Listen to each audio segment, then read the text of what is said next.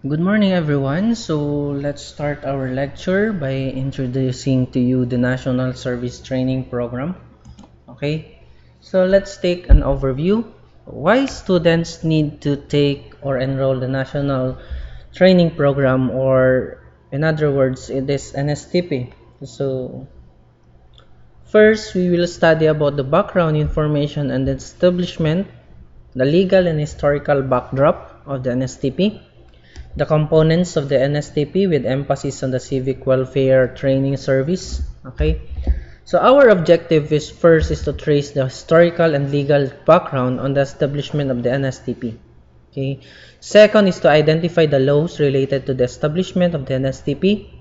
Third one is to discuss the objectives of the different components of the NSTP with emphasis on the CWATs.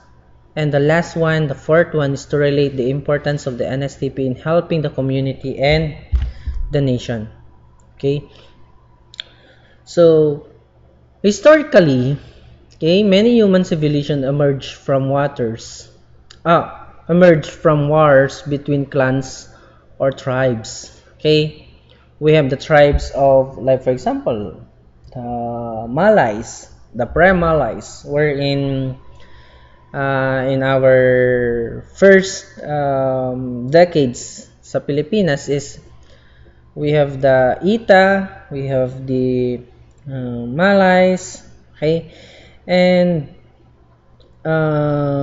some of the history of the Philippines that yung pre-Malays, okay, we have also the pre-Malays kasi aside from the Malays is residing in the Philippines, and then pagdating ng Malays, they push this pre-Malays into the mountains areas. Okay, so those are wars already. Okay, so the most common cause is competition for territories and natural resources. For that examples that the Malays are natatangsit dagamin digito no. The Malays are wars with the pre-Malays because they want that the resources sa mga kapatagan, for example, okay, gusto nilang makuha yon. So the pre-Malays, since wala silang kaano-ano, wala silang kagamit-gamit, tsaka mas mababangis yung mga Malays, that nag-move sila sa mga mountains, and then that time is that na-create nila yung tinatawag na rice terraces. Okay, sila yung mga gumawa ng rice terraces. The clan or tribe with superior military weapons and strategies or tactics oftentimes turned out to be a conqueror. So sila yung mga nananalo. Okay, like for example the Malays na. The weaker clan or tribes is destroyed. So napapanood nyo naman siguro yung mga ganyan, no? Mga clans, mga tribe na nag-aaway, etc. Others who were defeated were turned to be slaves or absorbed into new empire. Okay? Because of this reason, the military has become an indispensable social institution. Function of military: before it was used only to conquer other clans or states. So, because of this military na tinatawag natin is na-prepare sila para sumakop ng mga other clans and states. Okay? But this time, it became an instrument to preserve territories and to protect the people. So, yun na yung isang purpose na ngayon. So, nagle-level up ng purpose ng military, ng tinatawag nating military. Okay? So, there are various forms of threat. First is the internal threats. Okay? Threats to the security of the people that come from internal forces. Example is political, religious, or economic cleavage. Okay? So, parang mga differences ng mga paniniwala. Okay? Tsaka yung economic is that we have different classes in terms of economics. Escapism, hindi ko siya escapism or divisions resulted to rebellion. Okay? So, ang example natin dito is, like, for example, the NPA, National or the New People's Army, the Abu Sayyaf, okay? The MILF noon. Okay. Secession or revolution. So, like for example, the civil revolution, yung sinasabi nila doon sa EDSA, for example. Example for this is the case of East Timor, once a province of Indonesia. So, ibang country yon. To. Okay? So, next is the external threats. Threats to the security of a nation and its people that comes from outside forces. Okay? Example is desire of nations to own outside their territorial boundaries.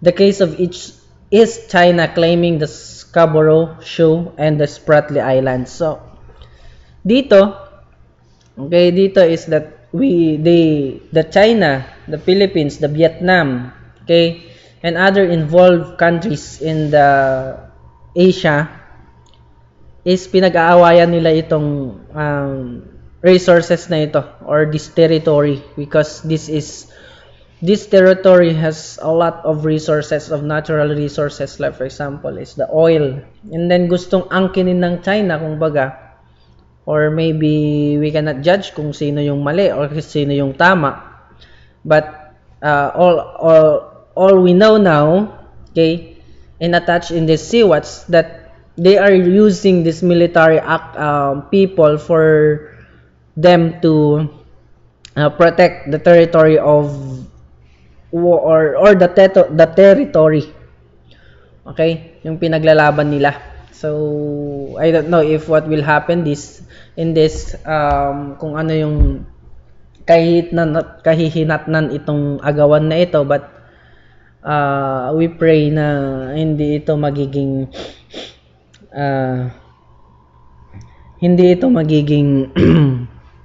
or babagsak sa gulo. Okay, so that's it.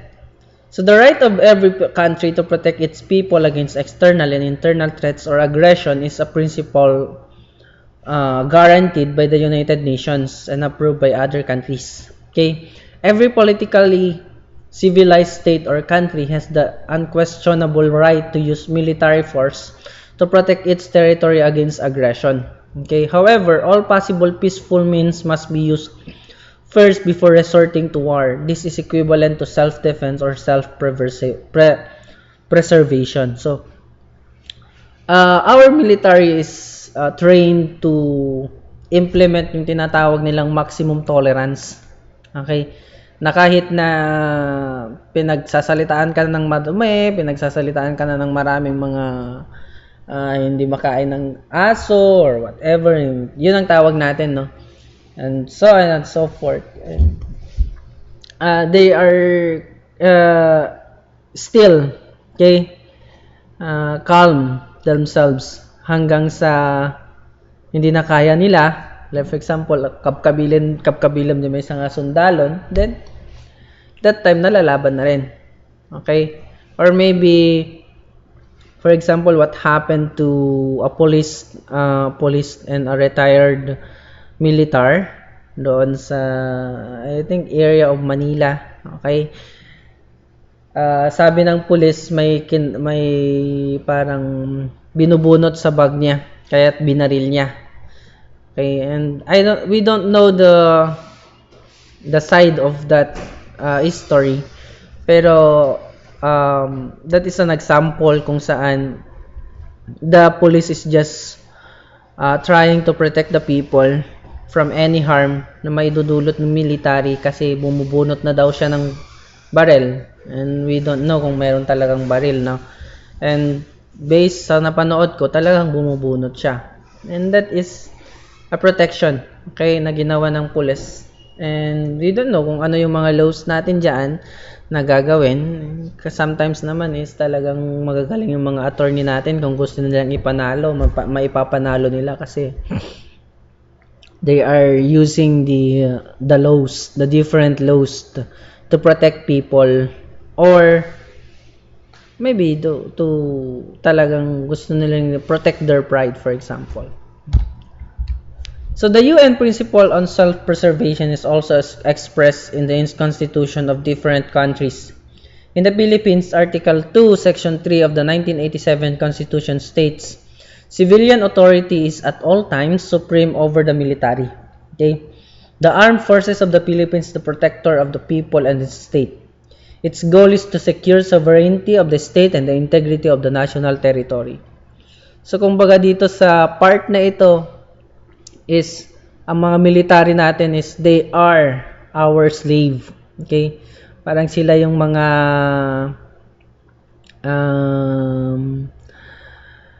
frontliner natin in terms of war, physical war. Iba ngayon eh. But still ngayon is, kahit yung coronavirus is, our military is still the one of the frontliner, no? They are also the one of the frontliner, wherein they maintain the peace and order of the country against any threat. Okay? So, tingnan ninyo ito talaga yung pinaka-role ng isang military. Okay? But the responsibility of protecting the country is not the exclusive responsibility of the Philippine AFP and the government. Okay? Take note for this. It's not the exclusive responsibility. The people are likewise needed in protecting and in the preservation of the country's territory. Okay? So, ang example lang natin dito is in terms of maybe psychological is that we have to tinatawag dito, tangkilikin natin ang sariling atin, kumbaga. Okay, that is an example of of protecting and preserving our country's territory. Okay, this is the reason for the establishment of the Reserve Office Training Corps, or the ROTC, to train and prepare the Filipino citizens in protecting the country. So, this is the ultimate reason why ROTC was established, because not all the time the military people is there to protect each of us. Okay? Ilang tao dito? Ilang tao yung nandito sa Pinas? Let's say we have 10 million, and then the population or the military population for that total population of Filipino is just about maybe 1% or paghigit 2%, baka wala pa. Okay? So how will they protect each one? For example na lang natin na baril yung isang drug lord. And then they cannot see, or they cannot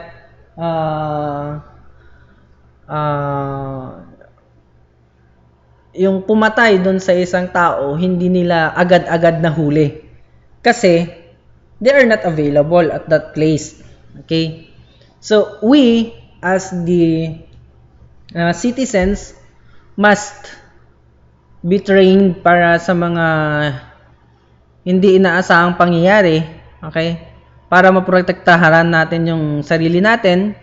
Okay? At magawa tayo, for example, gusto natin mag first aid, then hindi na natin hihintayin yung isang military, yung isang health officer para takpan yung parang isang, or for example, may dumudugo na tao, you can treat them.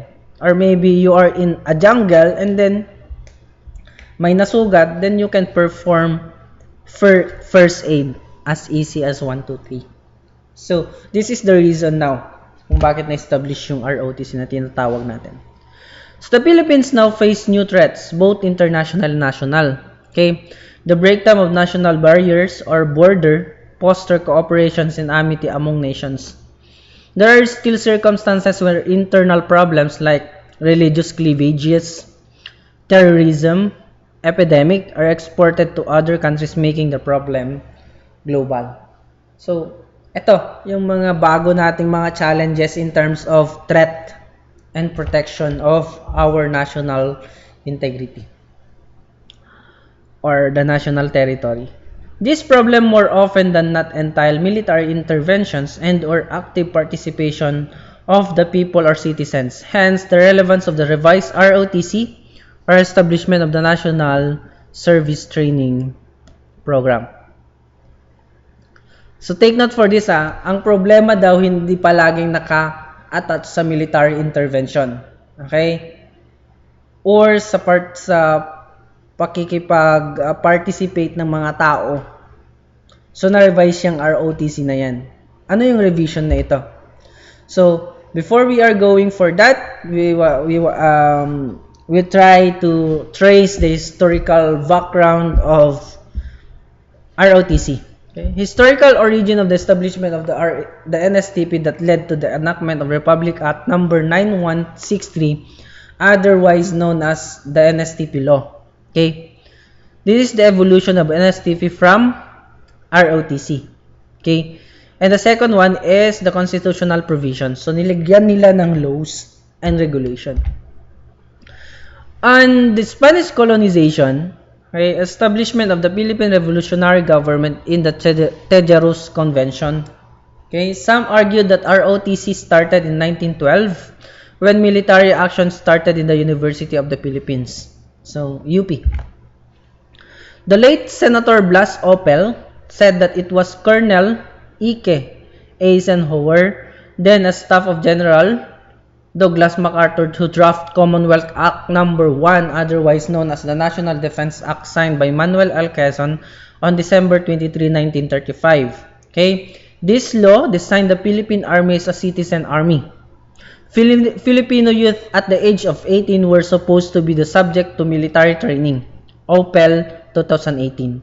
As a result, military training became a compulsory for male college students before graduation. Guys, marami kayong mga iniidolong mga Korean, di ba? Hindi nyo ba alam na nawawala sila at the age of 18? Nawawala sila sa social media, nawawala sila sa mga media platform, sa mga movies, and so on. And that is because they joined the military service. They are mandated to train as militar. Okay? And maybe giving some years para matrain. Pagdating ng maybe duration of this is bumabalik sila. Okay? So, that is on Korean. Ngayon dito, nung unang panahon, okay, mandatory yung mga 18 years old na boys na mag-take ng military courses. Okay? Or the military. Under the Presidential Decree number 1706, there are three main programs: the Military Training Service, the MST, the Civic Welfare Service or the CWS, and the Law Enforcement Service or the LES. So, ito yung main program nito. Okay? So, during the time of President Ferdinand E. Marcos, Presidential Decree 1706, otherwise known as National Service Law, was issued. Okay? Section 2 of PD number 1706 states that national service shall be obligatory for all citizens of the Philippines. As used in the decree, national service shall consist of three main programs, namely Civic Welfare Service, Law Enforcement, and Military Service. So, at this point, nire-require na nila lahat ng mga citizens na mag-undergo ng national service. Okay? But for this time, meron ng tatlong programs that in the previous, iisa lang talaga. Each citizen shall render national service in any of the three main programs. So, meron pang choice dito. So, in September 17, 1991, Congress passed Republic Act number 7077, otherwise known as the Citizen Armed Force Reservist Act. Okay? Under this law, graduates of ROTC basic and advanced courses were considered reservists or citizen soldiers. So, this is the reason why some of us, yung mga na-fail na pupunta sa ating mga tawag nito, mag-military is, ang ginagawa nila, nagre-reservist na lang sila. For example, sa akin, I am a reservist. I choose ROTC over the CWATS. Pero hindi ko alam kung bakit nagtuturo ako ng CWATS. Anyway, the foundation is the same. Okay, the foundation is the same. And I was trained also for CWATS to teach, like for example, yung mga first aid, no? Na-train na dapat basit na mga training ko, no? Meron din naman akong mga training. So, under Section 38 of RA number 7077, provided that students in the colleges, universities, and similar institutions were required to enroll in the ROTC program. Okay? So, ito, rina-require na dito yung mga college and universities. In response to the call of the public for reforms in the ROTC programs, the RA number 9163 was passed and signed into law by President Gloria Macapagal Arroyo on January 23, 2002 and was implemented in the school year 2002 to 2003. So that is the story of ROTC or NSTP law. Okay? So ito yung historico-legal of NSTP law. So what are the aims of NSTP? The aims of NSTP, besides military service, students may choose to render personal or civic welfare with the aim that the youth, as partners of the state, is promoting civic consciousness, shall develop their physical, moral, spiritual, intellectual, and social well-being. The NSTP also aims to instill patriotism, nationalism, and involvement in public and civic affairs. Okay? So there are three components of NSTP, namely the ROTC, the CWATs, and the LTS. Okay, ito na yung mga revised from the ROTC, the CWS, and the LES. First is the Reserve Officers Training Corps, or also known as ROTC. Topics usually include in the program instructions of the ROTC are military indoctrination, training of individual soldiers, individual protective measures, basic weapons, training and marksmanship, and drills and ceremonies. Okay? ROTC deals with the defense preparedness, the context of military. The second component of NSTP is civic welfare training service. We have there are two major elements of the CWATS course. These are defense preparedness and civic consciousness. The CWATS afford to a more socially inclined paradigm. One way of preparing the citizens for any threat on national security is through understanding the expanded meaning of defense preparedness and become more responsive, conscious to their society. That is civic consciousness. So take note for this threat. It is not just for human threat. Okay? We have also the environmental threat. Okay? Psychological threat. And everything. So, example of environmental threat, we have floods, we have earthquake, okay? Psychological threat or public threat, we have emergency, like for example, disgrasya, okay? So, those are threats not on the national security. So, students under the civic welfare training services are trained, or they are trained to have a civic consciousness for their society. So what are the form of threats, for example, and so on. So we have the third, the literacy training service, or the LTS, designed to train students to teach literacy and numeracy skills to school children, out of school youth, and other segment of society in need of their service. Okay? The Mariano Marcos State University offers the two components, and the third component is offered in the UNP, or the NWU, the National, the Northwestern University in Lawag. Okay, tatlo yung ino-offer doon. We have the ROTC, the CWATS, and the LTS. There are elements of CWATS course. Okay, first is the defense preparedness. The best way to defeat and overcome a threat is by means of being ready for use or action. There are ways. First is military defense preparedness. Preparedness through meaningful human development. Preparedness through sustainable development. Okay?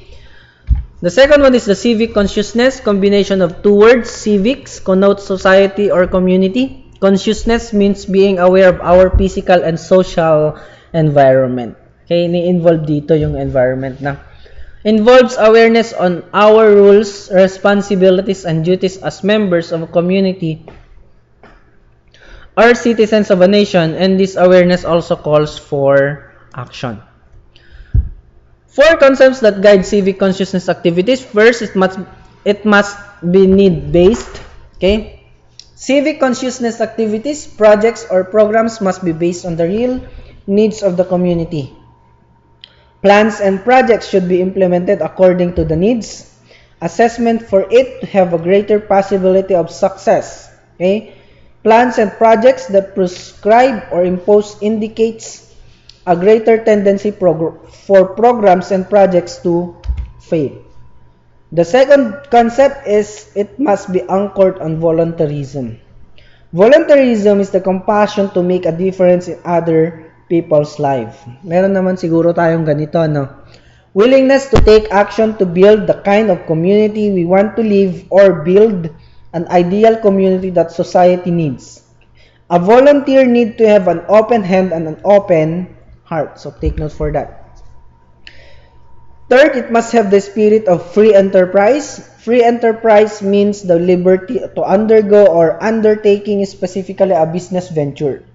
The concept of free enterprise encourages entrepreneurship and competition among entrepreneurs in order that competing parties improve their products. So, review lang ulit natin. What is the first one? Human need or the ayan, so need-based dapat siya. The second one is voluntarism. The third one is free enterprise, the spirit of free enterprise. And the fourth one now is the self-reward. Self-reward means a reward for virtue in the form of pleasure or satisfaction. An example for this is doing simple and exciting volunteer works, provides self-enriching and self-fulfillment while offering many positive outcomes to the community. Okay? So those are the concepts.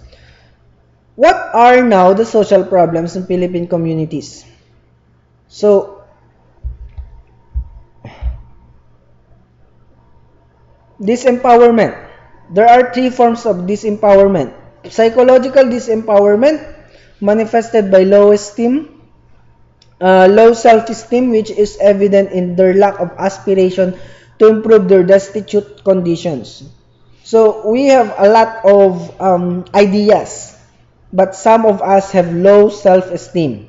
That's why they can't innovate. Ang kailangan lang nila siguro is guide from us who trained under this NSTP for them to show what is the real talent they have. Okay? Social disempowerment indicates lack of access to a social power, like for example, social networking, acquisition of knowledge and skills. So, some of us are introverts. So, ibig sabihin, hindi sila socialized.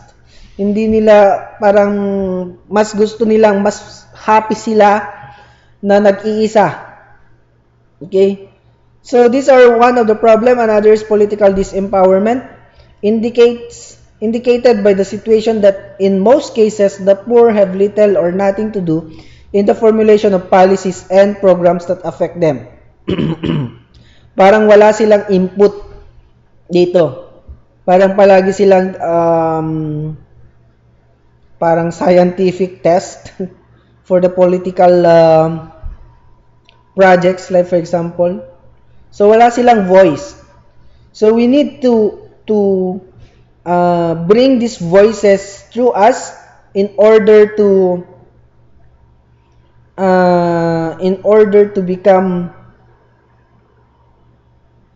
or in order to deliver these voices from this part of the society or group of the society for them to be heard. Okay? So, yan. Those who are relatively well off can claim to be empowered because they have access to resources that can enable them to pursue their goals. Those who lack such access are relatively disempowered. Most likely, these are the poor. Okay? Dehumanization. Dehumanization exists when a person is robbed of his human dignity. Civic consciousness actions must be holistic. It does not only aim at provision of material needs but must also empower the community members in deciding their actions towards the realization of their humanity. Okay, so that's the end of the chapter. We will again upload another video regarding NSTP. So thank you for the time and effort you watch this video presentation. Thank you.